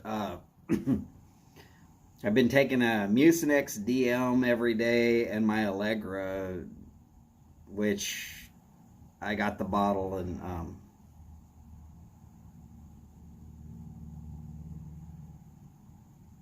oh, okay. I got you, Sharon, no problem. Wait, Sylvia? Who's Sylvia?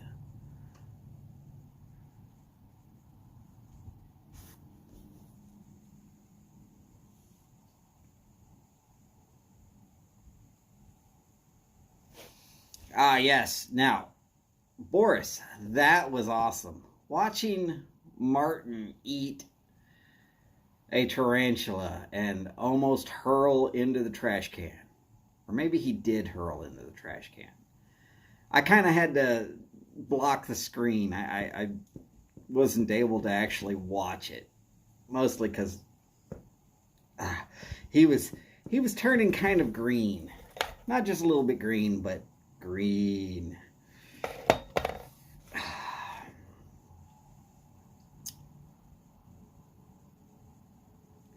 You figure if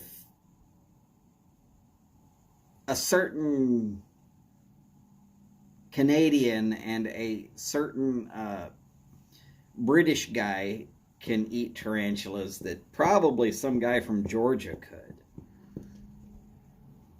That would be Bear Grylls and Les Stroud, just in case you're wondering.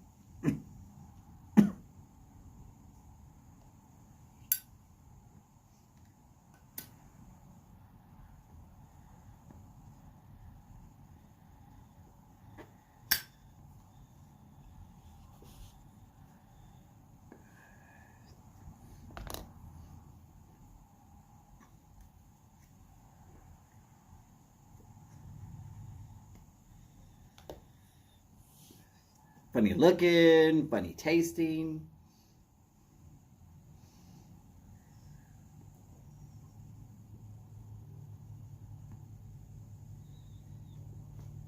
Can't believe you had to break the fangs off, though. Come on, Martin.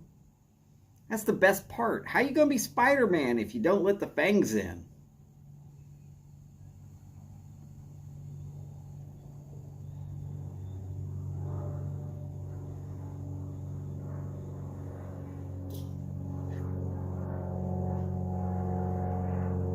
I know, probably a mean comment there. Howdy, Chip.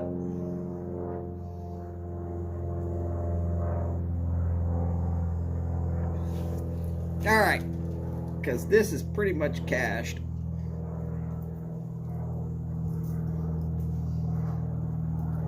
But before I get out of here,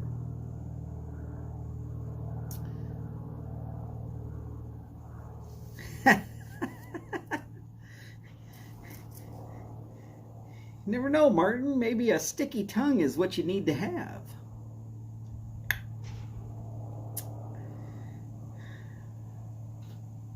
Just saying.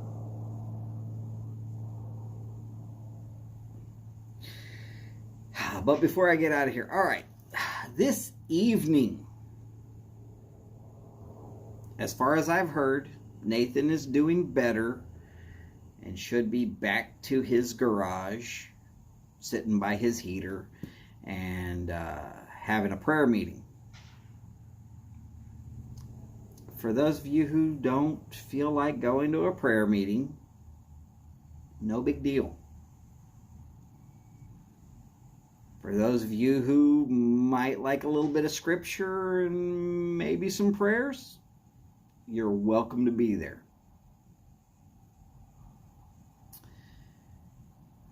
And for those people that don't believe in God, you're welcome to be there too. I'm not trying to change anybody's mind. I'm not trying to tell anybody that they're not invited.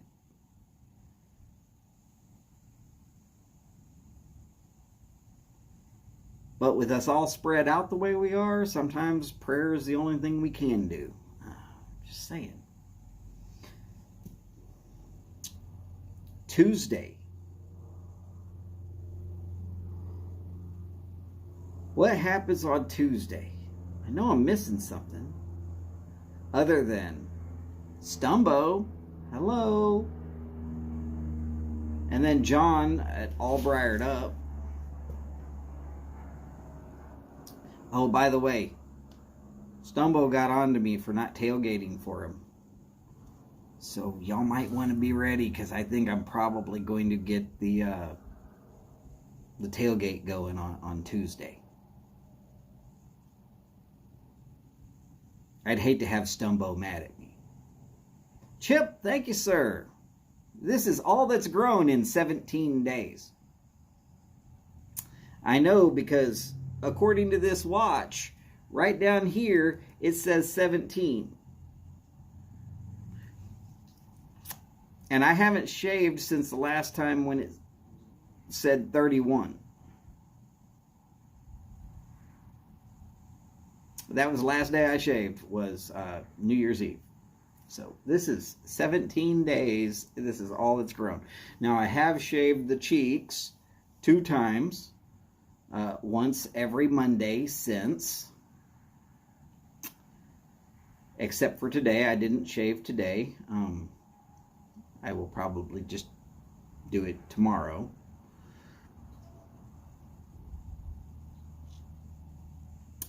Yeah, it's coming in nicely. If by nicely you mean by it will take me until past my birthday to actually grow a goatee. My birthday's in April, so yeah, maybe. Oh, Boris. By the time a year comes around, I'll probably shave it again. Mostly because it'll start itching like crazy, and it'll be August, and just saying.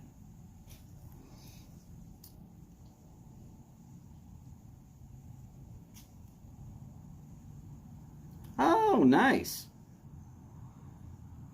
Well, yours might all be white. I don't look 47. I still got plenty of hair. I mean, yeah, some of it's kind of gray here along the sides, but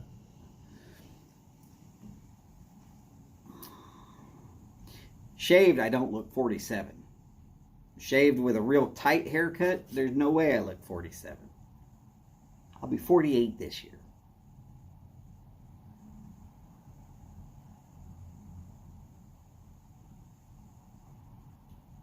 If I stop squinting, I won't have so many crow's feet here along the eyes either. Only short beard is itchy. Well, Boris, then I'm doomed to have an itchy beard, because I guarantee there is no way it's going to ever be a long beard. I read a scientific article about that everybody's genetics is already predispositioned for, you're allowed to have a certain length of beard, but your genetics will kill it at a certain point. Mine gets to about 1 handful and then it's done.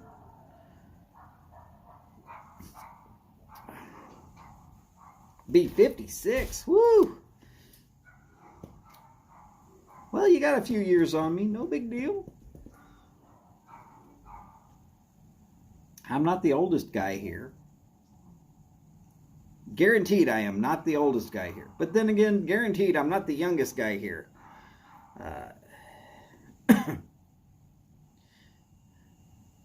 Matt is younger than me. Matt is younger than my own son, if I remember correctly. That'd be Glumchum. But hey, not my fault.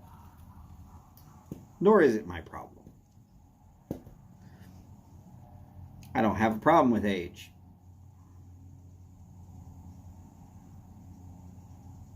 I've just never looked my age. Ever. I've always looked young. Oh, but back to what we were saying. Okay, Tuesday. Certain tailgate's supposed to go down. Then Stumbo, then John. That's right. Eden is young, and so is My Pipe Life or something like that, who I think is also over there in the Middle East somewhere.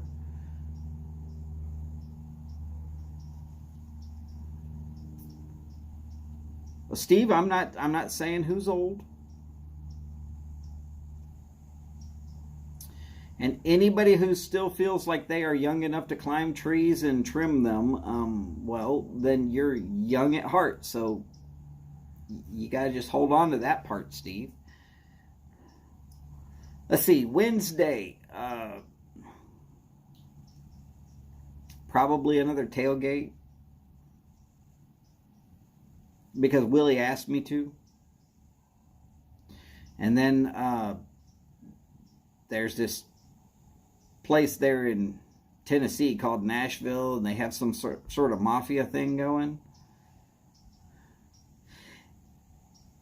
Cedric, I think you're right. I really think McFly might be the youngest person in the YTPC. Very popular, though. Very, very popular. And already has claims on a certain pipe. Watch your back, Martin. Watch your back. Let's see. Thursday, well, another tailgate. Because I've been tailgating on Thursday for over a year now. And follow that with Robert, also known as ENA's dad. Or Enos' dad. And he's been getting a great turnout. So, congratulations, Robert. Keep it going. By the way, you might want to know who in the world is Stonehaven and Karen, if you're going to hang out on Robert's show. Ooh, Cedric, yeah, you might be right. Yeah. Little bit on Dingus's show. I guess she would be the youngest so far that I've seen.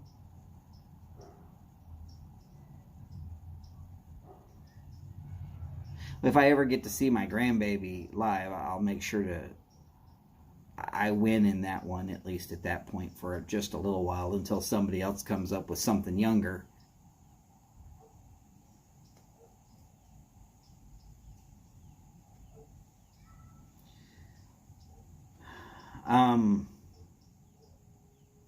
Let's see, Friday. Oh, wait, damn, another tailgate. I might as well just put a tailgate out every day this week. Might as well. Why not? Who's it going to hurt? Yeah, Madeline, I guess it would be. So Friday, another tailgate. And then I'm hearing talk that Smoking Fireman might want to work some time in there in between me and Glumchum. Don't quote me on that. If he wants to do it, I'm going to make it so that he can. If he doesn't want to do it, well, I'm not going to force anybody. And then, of course, there's Glumchum, and then Cane Rod, and then Martin. And I think Jeff was talking about going live after Martin for just a little bit.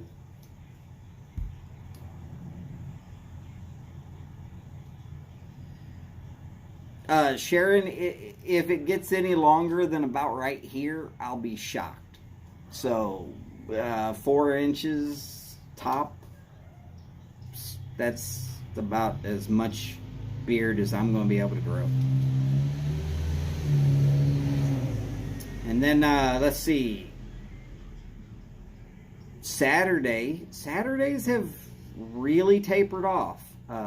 Lots of things are just busy and people doing stuff. But there is still I'm Just Chris and John at All Briared Up. And I believe I saw Chad was on.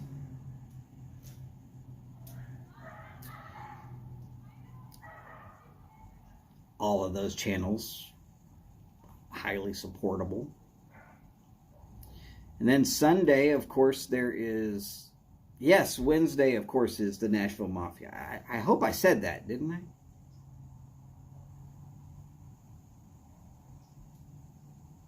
I know I talked about them, but I at least hope I said that. Wednesday is Nashville Mafia. But Sunday, of course, is Dingus and Betty, and then followed up quickly by Jose, which it used to be Jose Cavendish, Jose Manuel Cavendish. Anyways, Jose there in Chile. Good show, always fun to catch up with that. And then shortly after that is Mike with Briar Blues.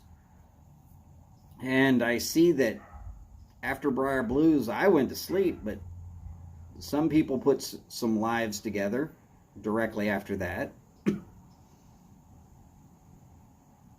Though if you really, really want to know what's coming up, go to the Briar Report. BriarReport.org. Seriously, it's that easy. Just look at the calendar.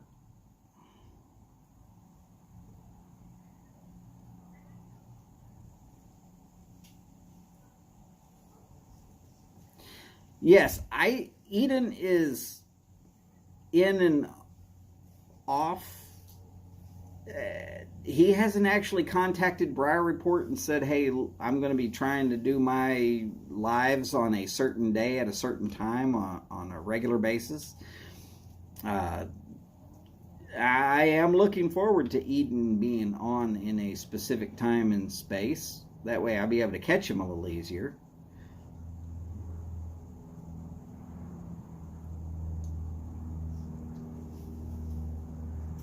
Well, Sharon, I'll see if I can grow it out there.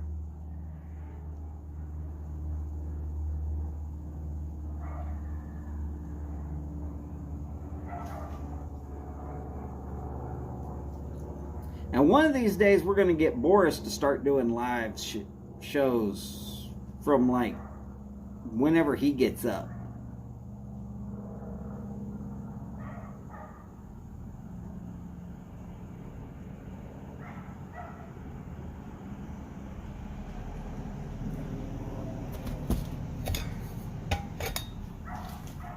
Anyways, I've been on here for a little over 2 hours now.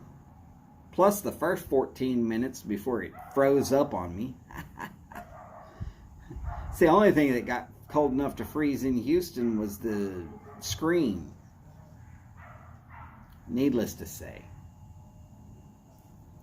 Pipes out, but it was good hanging with y'all. I really enjoyed it. For some of y'all have almost no time between now and the next show. I'm not sure who's up, if there is anybody, but Nathan will be on, well, this evening, I'm fairly certain.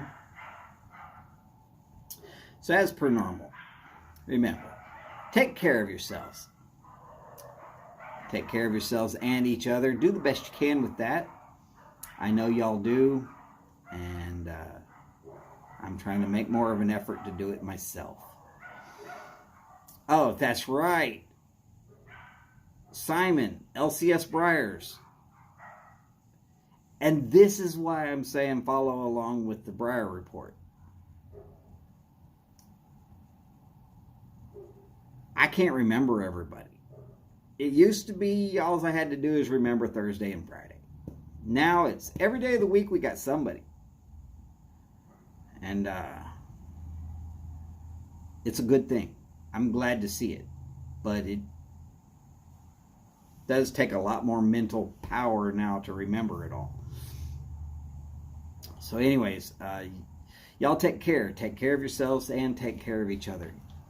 Do your best. As per always, remember, long lives, big bowls, and long ashes. Y'all take care, and I'm hoping to see y'all sometime tomorrow, if nothing else. Talk to you soon. Y'all be careful.